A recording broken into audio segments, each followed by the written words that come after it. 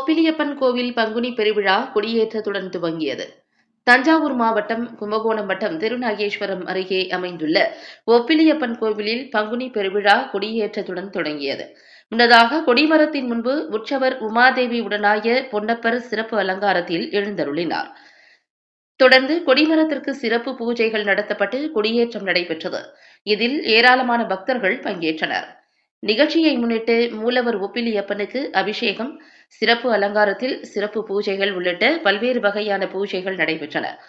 பங்குனி பெருவிழாவினையொட்டி இன்று முதல் வரும் 28ஆம் தேதி வரை பல்வேறு வாகனங்களில் சுவாமி திருவீதி உலா உள்ளிட்ட நிகழ்ச்சிகள் நடைபெறவுள்ளன. வரும் 25ஆம் தேதி முக்கிய நிகழ்வுகளான தேரோட்டம், அதனைத் தொடர்ந்து அகோராத்திர புஷ்கரணியில் தீர்த்தவாரி, உற்சவர் திருமஞ்சனம், அன்னப்பெரும்படையல், புஷ்ப யாகம், விடையாற்றி புறப்பாடு ஆகிய நிகழ்ச்சிகளும் நடைபெறவுள்ளன. பக்தர்கள் சிரமமின்றி சுவாமி தரிசனம் செய்ய பல்வேறு வசதிகளை கோவில் நிர்வாகம் சார்பில் ஏற்பாடு செய்யப்பட்டுள்ளது.